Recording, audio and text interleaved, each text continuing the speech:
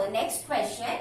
A sequence is given from the coding strand of a gene. What will be the corresponding sequence of the transcribed mRNA? So before answering this question, we should know few things. First is DNA is first replicated into another DNA which can be transcribed into RNA and then into protein. So this replication of one DNA to another, it is called replication. Now DNA is then converted into RNA, rather mRNA, and this process is called transcription. And from RNA, rather mRNA, to proteins, this is called translation. Now, DNA has two strands. One is running from 5'N to 3'N and 3'N to 5'N. Now, another thing is that in case of DNA, adenine is complementary to thymine and forms two double bonds. Guanine is complementary to cytosine and forms three bonds. And in case of RNA, adenine pairs with uracil, guanine with cytosine. So this is the scenario. Only the T is replaced by uracil in case of RNA. Now, this 5'N to 3'N, this strand is called the coding strand. And 3' to 5', this strand is called the template strand.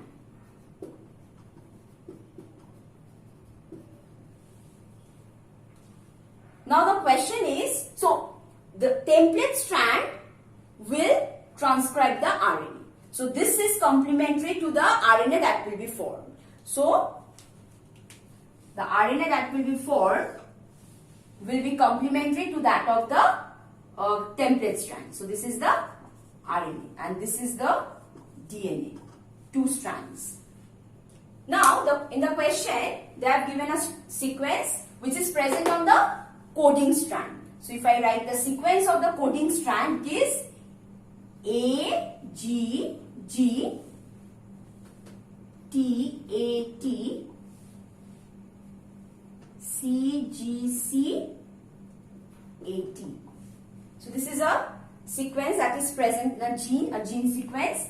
So its complementary strand will have a sequence like this. A will pair with T, G with C, C, A, T, A, C with G, G with C, G, T, A. So this is the sequence in the template strand which is complementary to that of the coding strand because the two strands of DNA are complementary to each other. And one strand runs from 5' to 3'N, another one from 3' to 5'. And during the formation of mRNA, the formation occurs from 5' to 3'. That means the mRNA is formed from 5' to 3' direction, in this direction. So it has to copy the template strand because this cannot be copied. This coding strand cannot be copied because mRNA itself proceeds from 5' to 3'. So its complementary must be 3' to 5'. That's why it will have the complementary sequence to that of template strand. So now if I write the sequence of the mRNA, T will pair with A, C becomes G on the RNA, G. Now A will pair with uracil, T with adenine, A again pair with uracil because in case of in case of mRNA, thymine is replaced by uracil. then G, C, C, G, G, C, T, A, U. So we can see one thing, that the strand of mRNA and the sequence that is present is similar to that of the coding strand. Thus, we can conclude that the mRNA that is transcribed from the template strand has the same sequence as that of the coding strand of the DNA. Only the difference is the thymine will be replaced by uracil in case of mRNA. So the answer here is, so if we match the answer AGG, so C, UAU, UAU, GCG, CGC, AU. So C is our answer. So it is same as that of the coding strand of the DNA, but this T will be replaced by U. Don't make a mistake here that this would be the answer. No. If this sequence is present on the template strand, in that case this could be the answer. But this is wrong. The sequence is present on the coding strand. It is not present on the template strand.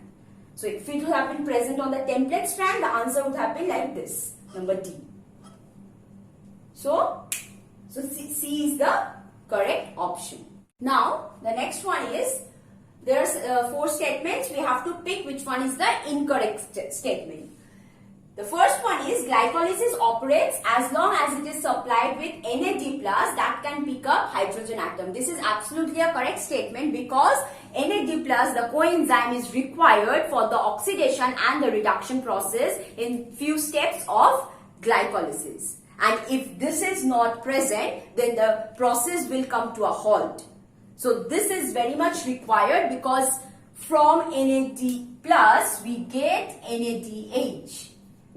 And this helps in the production of ATP in the electron transport chain. So if this is not available, then the glycolysis will not operate and ATP energy will not be produced. So this is a correct statement. Next, glycolysis occurs in cytosol. Yes, glycolysis occurs in cytosol. TCA cycle occurs in mitochondria.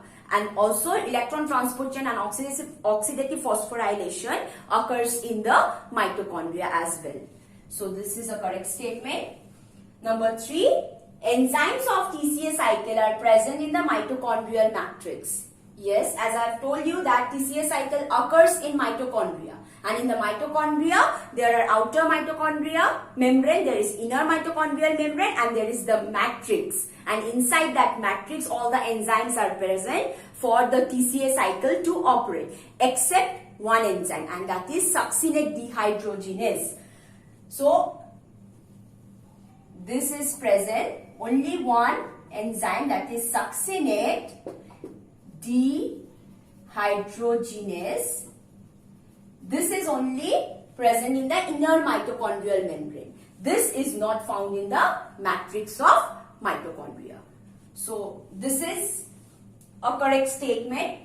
Phosphorylation, oxidative phosphorylation takes place in the outer mitochondrial membrane. No, this takes place in the inner mitochondrial membrane, because the inner mitochondrial membrane contains all the enzymes. So these enzymes are embedded in the inner mitochondrial membrane, and that helps to transport one electron to another electrons by that cytochrome C, ferredoxin, etc. Okay, so that helps to transport the electron in the inner mitochondrial membrane, as these enzymes or these complexes are embedded in the inner mitochondrial membrane.